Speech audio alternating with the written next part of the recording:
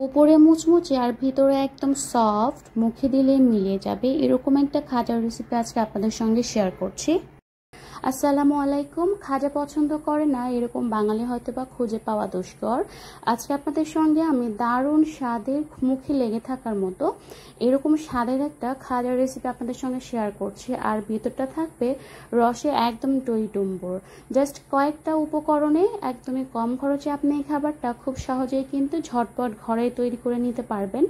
তো আসুন দেখি নেই কীভাবে অসংখ্য লেয়ারযুক্ত আর খুবই মজাদার এই খাবারটা বাসায় তৈরি করতে হয়। আমি এখানে প্রথমে 2 কাপ পরিমাণ আটা নিয়ে নিচ্ছি। এখানে আমি তীর ব্র্যান্ডের আটাটা ব্যবহার করেছি।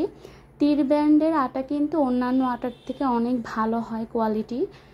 আর সামান্য একটু লবণ দিয়ে দিলাম। এখন লবণ আর আটাটা খুব ভালো মতো মিশিয়ে নিচ্ছি। এখানে আমি ডো তৈরি করার জন্য নর্মাল টেম্পারেচারে দুধ ব্যবহার করছি। দুধ ব্যবহার করলে এই খাজার টেস্টটা অন্য যে কোনো খাজার থেকে 100 গুণ বেশি টেস্ট ভালো আসে।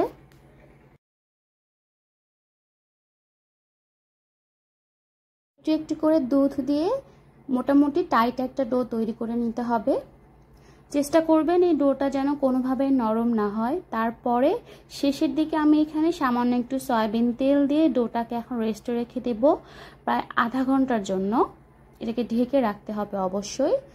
আর এইদিকে আমি খাজা তৈরি করার আগে শিরাটা বানিয়ে নিচ্ছি। আমি একটা পাত্রের মধ্যে দিয়ে দিচ্ছি 1 কাপ পরিমাণ সাদা চিনি, আর এর মধ্যে আমি দিয়ে দিব 1.5 কাপ পরিমাণ পানি।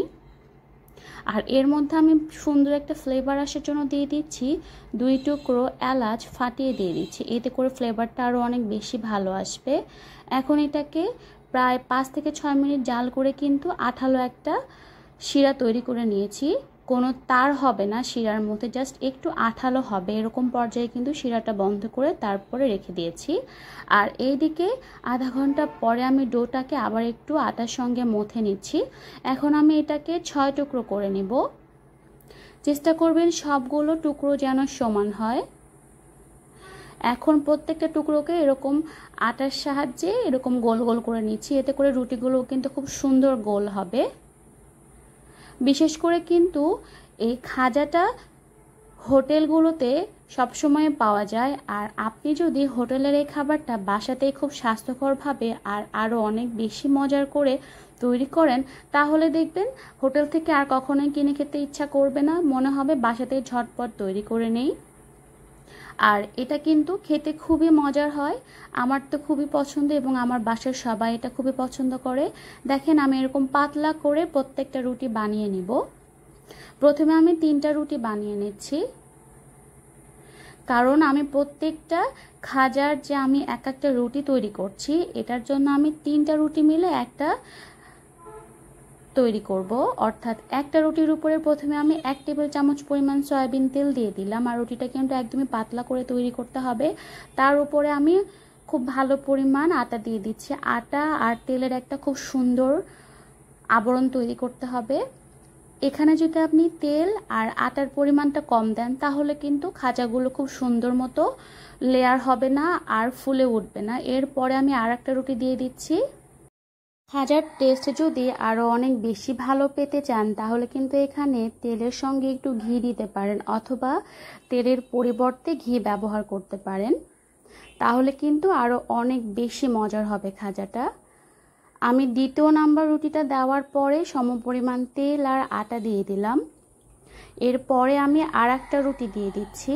আর চেষ্টা করবেন অবশ্যই রুটিগুলোকে পাতলা করে তৈরি করার, তা না হলে কিন্তু খাজার ভিতরের লেয়ারগুলো খুব ভালো মতো কুক হবে না, আবার ভাজার পরে কিন্তু ক্রিস্পিও থাকবে না। উপরের লেয়ারও কিন্তু সমপরিমাণ তেল আর আটা দিতে হবে। আজকে যারা আমার চ্যানেলে নতুন এসেছেন, আমার রেসিপিটা যদি আপনাদের কাছে ভালো লেগে থাকে, তাহলে অবশ্যই আমার চ্যানেলটি সাবস্ক্রাইব করে দিবেন এবং পাশে থাকা বেল বাটনটিতে ক্লিক করে দিবেন। এখন আমি এভাবে রোল করে নিচ্ছি।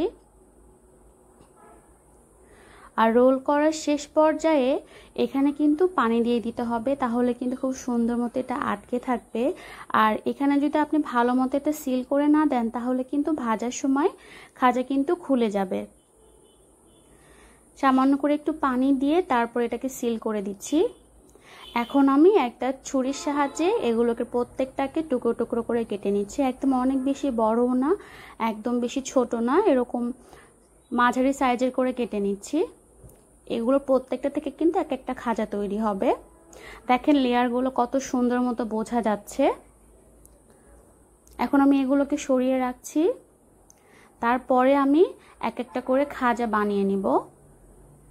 সামান্য একটু আটা ছিটিয়ে দিয়েছি, তার উপর এক টুকরো করে দিয়ে তারপরে এভাবে একটু বেলে নিচ্ছি। এমন করে বেলবেন যেন লেয়ারগুলো নষ্ট না হয়, খুব সাবধানে কাজটা করতে হবে। অনেক বেশি চাপ দিয়ে কিন্তু বেলা যাবে না। এভাবে আমি সবগুলো খাজা বানিয়ে নিচ্ছি। এই খাবারটা কিন্তু আপনি বানিয়ে 2 থেকে 3 দিন বাইরে রেখে খেতে পারবেন, ফ্রিজে রাখার কোনোই দরকার নেই। আর এটা যদি আপনি আরও অনেক বেশি ক্রিস্পি খেতে চান তাহলে আটার সঙ্গে একটু কর্নফ্লাওয়ার মিশিয়ে দিবেন, তাহলে আরও অনেক বেশি ক্রিস্পি হবে। সবগুলো কিন্তু বানিয়ে নেওয়া হয়ে গেছে। এখন আমি ফুটন্ত গরম তেলের মধ্যে এক একটা করে খাজা দিয়ে দিচ্ছি। চেষ্টা করবেন গরম তেলে ছাড়া, ঠান্ডা তেলে কিন্তু দেওয়া যাবে না, তাহলে কিন্তু খুব সুন্দর মতো ফুলে উঠবে না। চুলোর আঁচটা মিডিয়ামে রেখে এখন খাজাগুলোকে ভেজে নিতে হবে।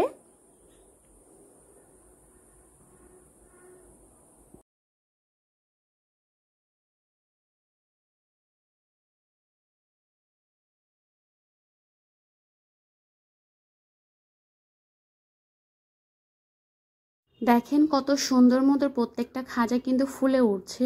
আর এরকম খন্তার সাহায্যে আপনি তখন একটু এরকম চেপে চেপে দিবেন, তাহলে এগুলো আরও খুব সুন্দর মতো ফুলে উঠবে। কিছুক্ষণ ভাজার পরে কিন্তু খুব সুন্দর একটা কালার চলে এসেছে। এখন আমি এগুলোকে তেল ঝরিয়ে উঠিয়ে নিচ্ছি।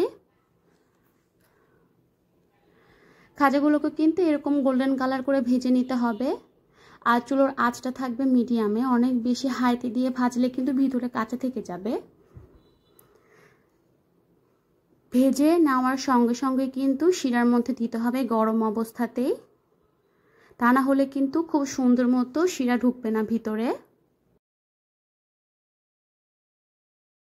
খাজার ভিতরে যেহেতু অনেকগুলো লেয়ার থাকে, এই জন্য একটু সময় নিয়ে ভালো করে তেল ঝরিয়ে নিতে হবে। আর এখন আমি গরম খাজাগুলোকে শিরার মধ্যে দিয়ে দিচ্ছি।